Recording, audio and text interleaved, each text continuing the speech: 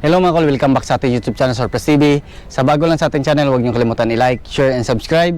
Then click na rin yung ating notification bell para laging updated sa ating mga susunod na video uploads kagano. Ngayon mga kol, pakita natin yung ating Suzuki Every Wagon top of the line K6E engine, 660cc, 63 horsepower, all-wheel drive. So ito yung top of the line sa mga DE64W. So ito yung tinatawag natin na Smiley Edition. So tapusin natin yung video para malaman natin kung magkano ang presyo sa ganitong setup. So yan, makita natin dito mga kol, naka 3-layer headlights po tayo. Ito yung ating high beam, low beam, park light at saka yung ating signal light. Ito yung ating fog lamp. Meron tayong steel bumper dito. So yan po yung request na design ng ating customer. Meron tayong Every Wagon emblem, Suzuki emblem. Then ito yung grills natin na tinatawag natin na Smiley Edition. So parang naka-smile po yung chrome grills natin mga kol. Ito yung last edition sa mga DE64W. So manufactured po siya ng 2010 hanggang 2014. Ayan, so makita natin fully tinted po yung ating unit mga kol. Meron tayong ilaw dito sa ating side mirror. So yan po yung request ng ating customer. So yan, dito naman makita natin meron tayong 14 inches Japan original magwheel. So kinulayan lang natin ng color silver at saka black. Yan po yung request ng ating customer. Din yung ating unit mga kol is lifted po ito ng 2 inches. Ayan, so makita natin mas malaki po yung kanyang wheel box compare sa naka-stock. Ayan, so fully undercut din yung ating unit mga kol. Yan, makita natin dyan. Din dito meron tayong body kit. So yan po yung body kit ng ating DE64W na Every Wagon Smiley Edition. Ayan, so double power slide po yung ating unit mga kol. Yan, makita natin. Ayan, napakaganda ng kanyang mag wheels. So flat black po yung gitna para titingnan natin dito sa malayo. Parang buong salamin po yan mga kol. So try natin yung ating power slide. So yan po yung ating power slide mga kol. Lalabas po yung ating auto step pag mag power slide yung ating unit mga kol. Ayan, so dito naman sa likuran, so kinulayan natin yung ating brake drum ng kulay black based sa request ng ating customer. Ayan, fully undercut po yung ating ilalim mga kol. So yung unit natin is all-wheel drive. So yan po yung mga 4x4 sa turbo na mga unit, all-wheel drive po yan mga kol. Wala po siyang switch sa kanyang 4x4. Ayan, so dito makita natin clear po yung ating taillights. Basta Smiley Edition, kadalasan ganito po yung ating taillight mga kol, clear po siya. Then ito yung spoiler ng ating high roof na mga unit. So high roof pala tong ating DE64W ni Smiley Edition. Dito meron tayong chrome dito. So nag-request talaga na yung owner na palagyan ng ganito. So mostly sa mga DE64W na Smiley Edition, wala po siyang ganito mga kol. Yan, dito makita natin meron tayong stiff board. So metal po yan mga kol. Yan po yung request na design ng ating customer. So meron tayong Every Wagon emblem, Suzuki emblem, wiper natin, yung third light natin dyan. Ayan, so tingnan naman natin dito sa ating interior. Dito naman sa interior natin mga kol, meron tayong detachable na upuan. So box type, pwede natin to gawing storage box kasi meron siyang lagayan sa ilalim. Ayan, makita natin dito mga kol, nilagyan natin ng charging port dito. Yan po yung request ng ating owner.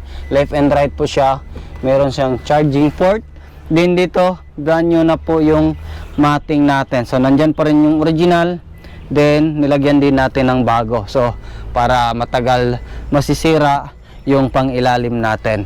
Ngayon dito, naka-plastic na lahat. Basta Every Wagon, plastic po yan lahat dyan mga kol. Din yung ceiling natin, bago na din. So black yung nilagay natin kasi yan po yung mga bagay dito sa ating unit at tsaka hindi siya dumihin. Ayan, makita din natin dito meron tayong headrest, armrest, meron siyang cup holder.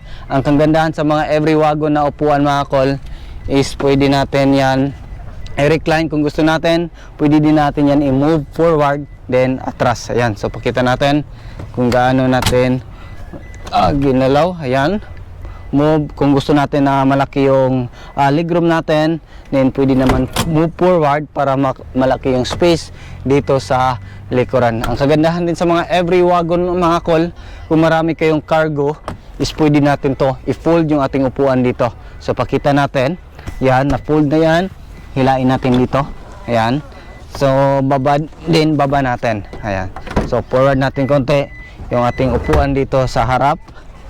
So yan yung forma ng ating upuan pag na-fold na po.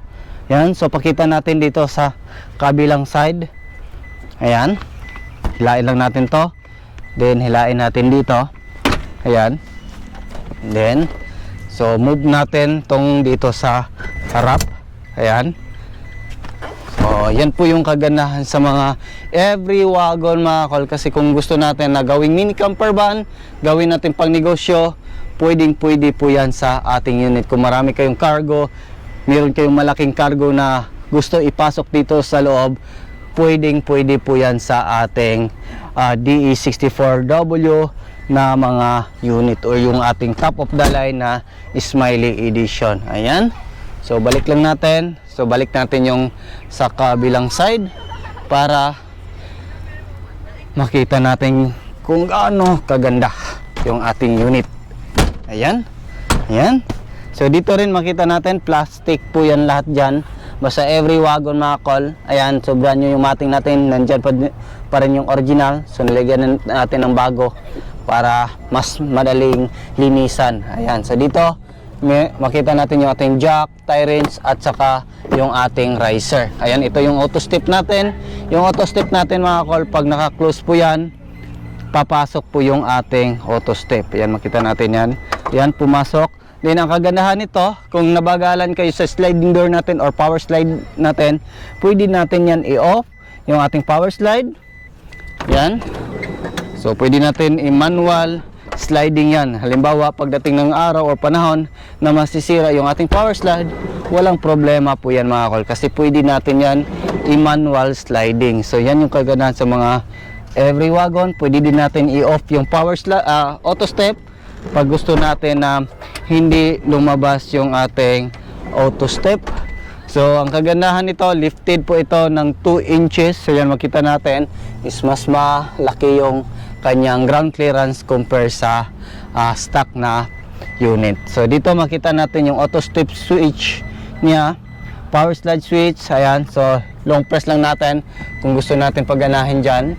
Kung gusto natin, meron kayong pasayro dito na hindi na lalabas, pag hindi na mag-slide, kung lalabas, pwede natin yan gagamitin yung ating power slide. Ayan, so parang VIP yung pasayro natin dito mga kol. Ayan, so makita natin dito, meron tayong headrest, armrest, meron siyang lagayan dito. Ayan, so cup holder, meron din siyang extra lagayan dito sa gilid. So yan po yung ating every wagon. Tapos pwede natin to move forward, atras din forward. So ganun din sa kabilang side. Ayan. So pwede din natin, kung gusto natin medyo nakahiga konti, pwede natin yan i-atras yan. Ayan. So dito makita natin yung ating main power window switch. Ito yung auto fold sa ating mirror. So turn on natin yung susi. Ayan. So functional po yung mirror natin, nag-auto fold siya. Yung power window natin, ayan, functional po siya. Sa likuran, ayan, functional po siya lahat mga kol. Ayan. So adjust din natin yung mirror natin, lagay natin sa left. Ayan, nag-a-adjust din. Ayan. So yan yung kagandahan sa mga every wagon. So dito makita natin yung ating aircon vent, 1, 2, 3, and pang-4. So meron din 7 inches touchscreen stereo with reverse camera, overdrive switch. Ayan, makita natin, overdrive naka-off. Ayan, so dito lang yan sa gilid ng ating shift lever. Ayan, so dito hazard switch, aircon switch, meron tayong lagayan dito, queen pocket. Then yan, meron din dito shift lock, meron din tayong console box dito. So meron din tayong lagayan dito mga kal. Ayan, so dito makita natin yung cover natin, left and right, kasama yung likuran. Ayan, so bago na din yan lahat. Yung dashboard natin is back to original po yung concept natin para maganda yan. So hindi siya masakit sa mata pag titingnan. Yan, dito naman sa itaas meron tayong lagayan. So ganito po yung lagayan pag naka-high roof yung ating unit. Yan, malaki yan, hindi katulad ng mga low roof, medyo manipis siya.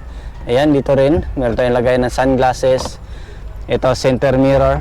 sun visor, left and right, mga passenger handle, kompleto yan. So dito rin makita natin yung ating signal light.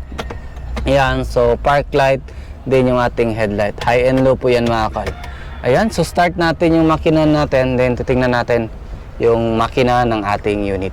Ayan, start natin, naka-park. Ayan. So dito makita natin yung ating accelerator pedal, parking brake pedal, din yung ating ito yung parking brake pedal, din yung ating brake pedal. So check natin yung makina ng ating DE64W na top of the line. So ayan, dito makita natin yung makina natin na P6E engine, 660cc, 63 horsepower. So ito yung makina natin mga kol. So latest model 2010 hanggang 2014 sa Japan. So 2022 dito sa atin. So registered po siya ng 2022 model dito sa Pilipinas. So ayan, check natin yung turbo natin kung functional ba. Ayan, so functional yung actuator ng turbo natin or yung ating wastegate valve. So yan, blow off valve. Dito tayo mag-refill ng oil, PCV valve, injector, isa, dalawa, tatlo. Then yung ignition coil nandyan sa ilalim nitong plastic. Ignition coil at saka spark plug natin, tatlo-tatlo po yan. Then ito yung ating oxygen sensor, dalawa yan, downstream and upstream. Ayan, so bank 1 and bank 1 sensor 1 at saka sensor 2. Ayan, sa likuran. So check natin sa kabilang side kung ano yung makita natin doon. Ayan. Ayan, so dito naman, ayan, so gas tank opener, ayan, nag-open, chassis number nandito. So ayan. So ayan, so ito yung sa passenger side na makina. So dito makita natin yung throttle body natin, yung ating throttle body, map sensor, throttle position sensor, IECB nandyan, yung ating intake temperature sensor, ayan nandyan, yung ating dipstick ng ating engine oil, din yung sa ating ETF nandyan. So alternator, aircon compressor, air filter housing, main fuse box, din yung ating ECU. So yan po yung makina natin.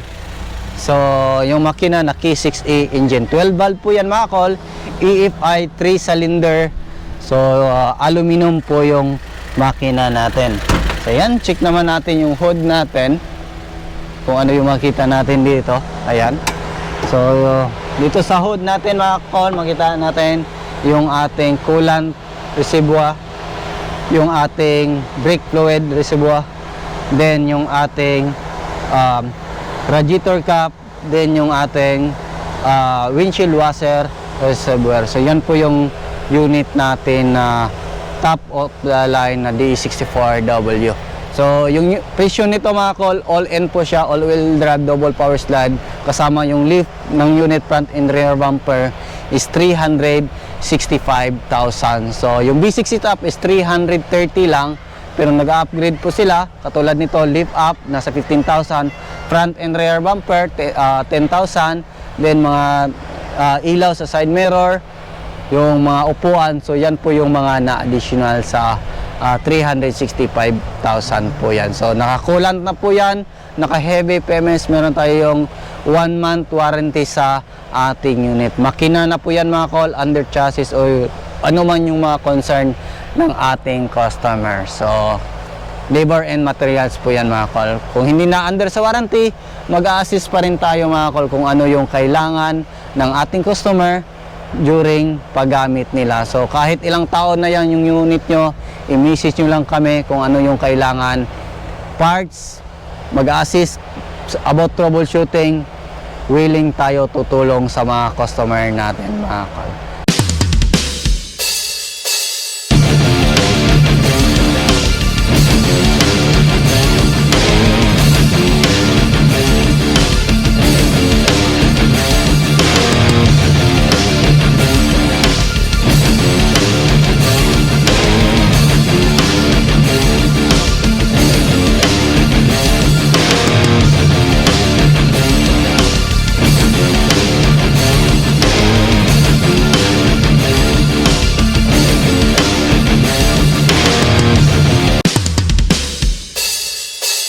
So yan lang siguro yung ating vlog for today mga kol. Maraming salamat po sa inyong panonood.